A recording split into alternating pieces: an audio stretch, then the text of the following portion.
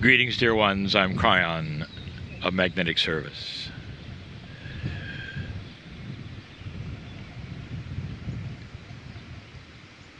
This is channeling number 7. Still coming to you from the beautiful Azores. The group sits in another park that is beautiful. A slight rain occasionally falls, and the wind is occasionally strong. But this is Gaia at its best, dear ones, and those of you on this tour see this. It comes, it goes in such a beautiful way. You could sit here for a very long time, and it doesn't get old. We've talked about the serenity that is here, that some have felt over these days. You're getting used to it. And you start realizing that this planet has places that talk to you. And this is one of them.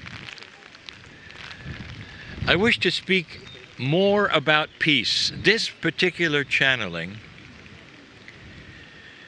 goes along with channeling number 5, even though it is number 7.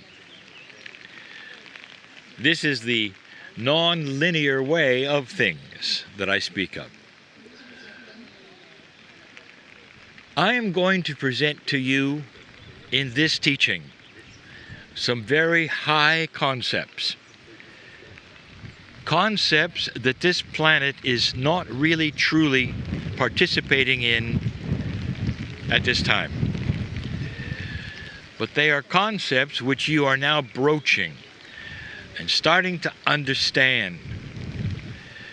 Before I even begin, I ask you, what is your opinion? Is human nature static or changing? And if you ask the psychologists, you ask those in the past, they will say that human nature appears to always be the same. And this is the difference between old and new energy, an energy which is now in the era or dispensation of compassion. You've really moved that which is your state of consciousness as a planet. I again say to you, there are historians that will tell you you are long overdue for another war. And they look back and they see the consciousness of the planet in cycles, and they count the cycles by the wars. I have told you before that this is changing dramatically.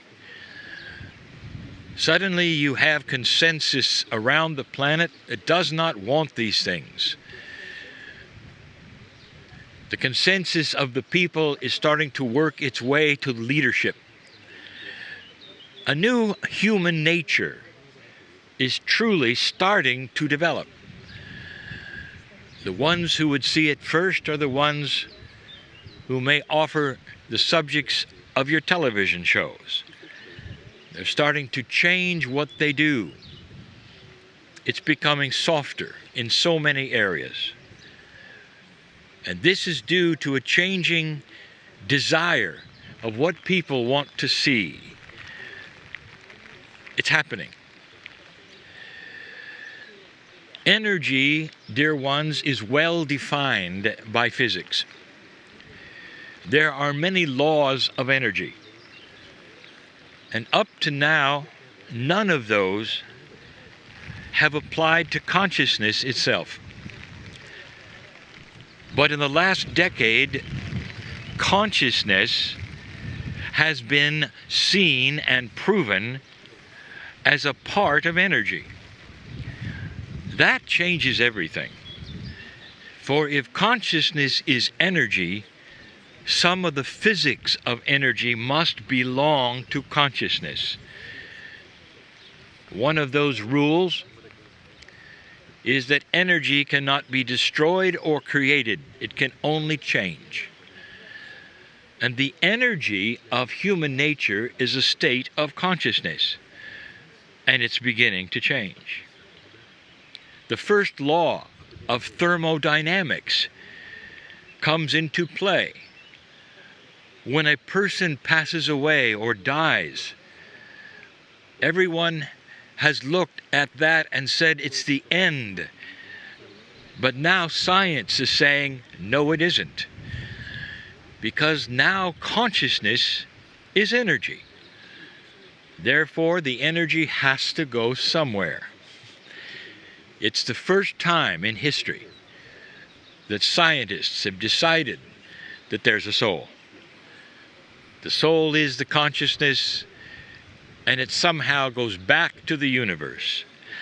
I give you these things so you will understand what's coming. Some have said, Kryon, I don't want you to talk about science. I want you to talk about love. About the esoterics that I'm so discipled in, that I so love. I am telling you this, that the creator of the universe is the great physicist. That the creator of the universe which lives in you is the creator of the planet. The very dirt that you walk on has a system, and you're part of it. You cannot separate yourself from these things.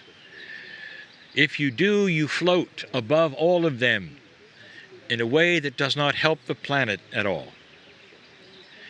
We talked about peace. We talked about going to the wall, as we say. How do you have peace in your life? We talked about some of the things that seemed funny at the time in channeling number 5. Park the car and peel the onion, we said. And that means you stop. You stop everything.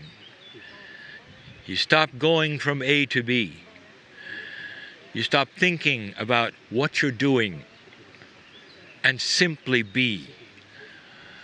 Now that is called meditation in so many places on this planet. And there are so many meditators who will gather together for hours. In some cultures, that is the staple of what they do. They meditate. Peeling the onion was the description of tearing away all of the biases, or perhaps what you've been told is correct or not. Of being tolerant of what you see all around you. Of changing your mind from what those told you about a certain person or a certain belief system. The ability to see God in all things and in every person, no matter what they believe or how they act.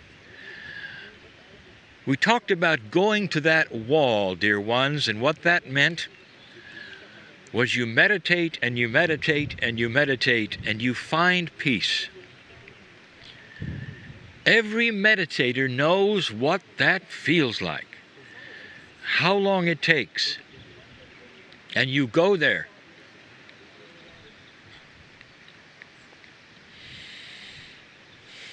And you drink it. That's why you're there. You keep going back for more. And you drink it. And I'm using the word drink because that is how you're seeing it. You're seeing peace as a resource, like you would see water. You're thirsty for peace, and so you go to this place where you meditate and drink it up. The wall, however, is the fact that you never go beyond it. You don't have the concept of taking peace and putting it upon yourself and leaving with it. When you go to the place where you eat the food to sustain yourself, the wonderful cafe or restaurant. It's not in your consciousness to take all the food and bring it back. You consume it for the machine that is the linearity of your body. That is how peace has been treated. And we start with peace because that has to be the beginning. For the light worker, or anyone who is becoming more enlightened on the planet, to be able to have it and not be consumed with the drama around you, no matter what you see. That leads, dear ones, to the others, the compassion, the forgiveness. Peace is the first one. But you linearize it. You go, and you sit in it, you drink from it, and you leave. And you come again, and you come again, and you come again. Cultures have been consumed with this because that peace drink is beautiful. And you love it. And it seems to solve the problems within your own life. But does it solve the problems in others' lives for you to drink the peace for yourself? And the answer is not really. You can have a peace conference and together create coherence. And for a moment or two, you may change your area. You might even change your weather. Consciousness is energy. It can do that. But dear ones, you don't take it home with you.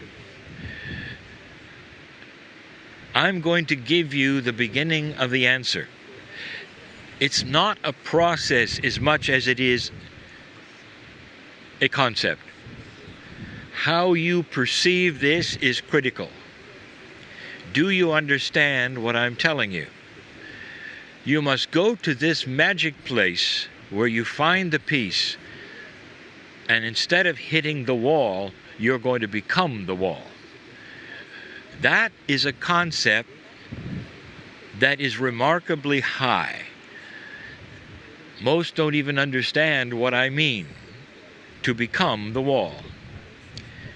Imagine that wall that you hit is filled with beautiful energy, and part of that energy is peace. Imagine the wall is something you can chip away at, perhaps even take a tool and fill your bags filled with something in the wall, and you take it home with you. That is a linear concept, but it's the best one we have to give you a non-linear, beautiful process called becoming peace. The result of this, when you take it home, is that that place you have when you meditate becomes you all the time, or at least most of the time. Even when you sleep, it affects your dreams. Every waking hour, you see things differently than before because you've taken a piece of the wall home. That wall has been called the veil. It often separates that which is human consciousness from sacred consciousness. Quite often you have to have some human being who is trained to take you between those states, and it's not needed, not in this energy. You have the tools inside you, in the magnificence you are, to go to that wall and take a piece of it home. How do you do it? It has to do with belief. We have said this before, is the first thing you must do is cognize it. Now, cognizing is a word that means you assume it to be true. It is true. You cognize gravity. If someone asked, "Do you believe in gravity?" you will laugh. Perhaps you will drop something and laugh some more. Gravity is not something you believe in. and yet it's invisible. You believe it because you see it all the time. You've cognized it. You must cognize this idea that peace can come home with you. And then you begin. When you're in that state, you become multidimensional, and any meditator knows this. It's a feeling that you cannot pretend to have. You know it when you have it. And it's your consciousness that spreads out almost to infinity, and you feel it. That's the peace that you drink in. That's the wall. At that moment, dear ones, you start to cognize that this can be you. You start to see it, and here is where the affirmations begin. Affirmations have been created so that that consciousness that you have, which is multidimensional, can begin to apply it to the brain, which is logical. Scientists will argue where the sacredness of intuition and creativity come from.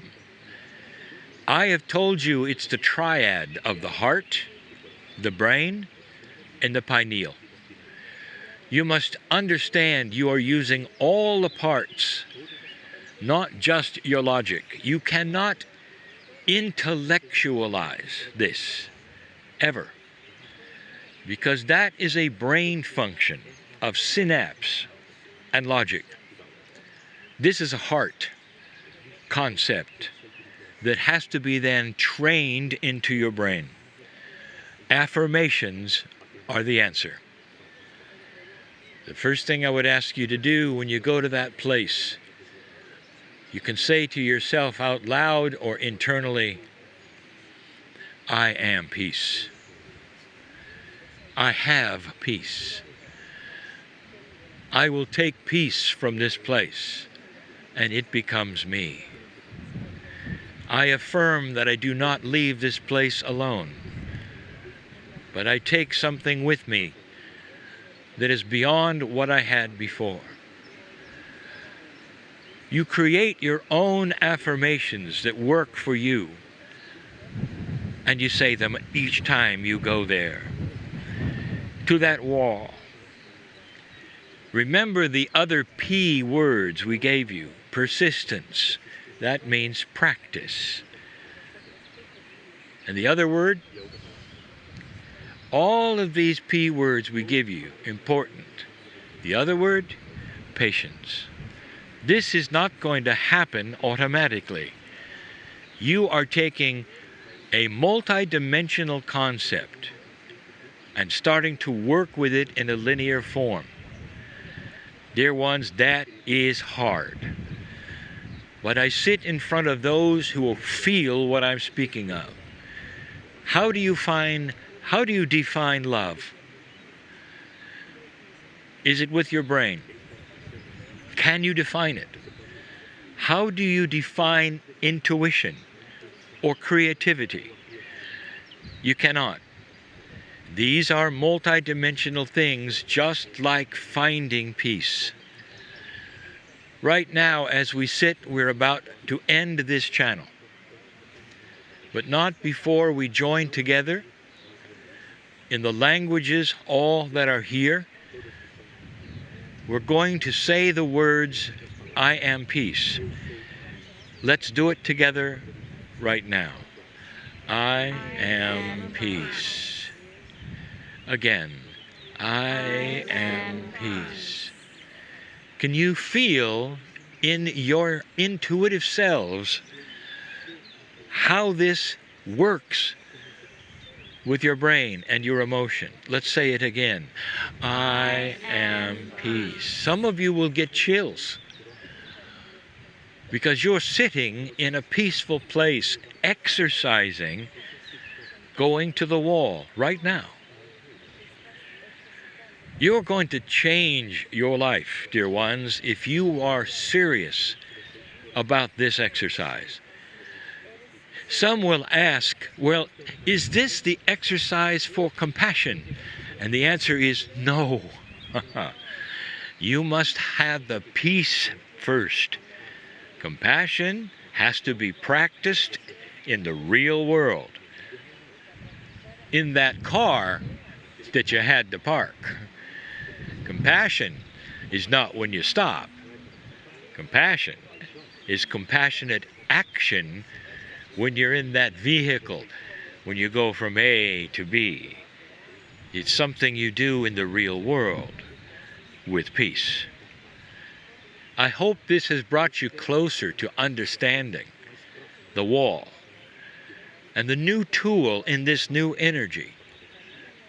Light really is coming out, dear ones, into a dark world. It's a good place that you have come to, group with me, to feel this, the reality of it. For when you open your eyes, there's only beauty. There's only peaceful things to look at. May you remember this time. And so it is.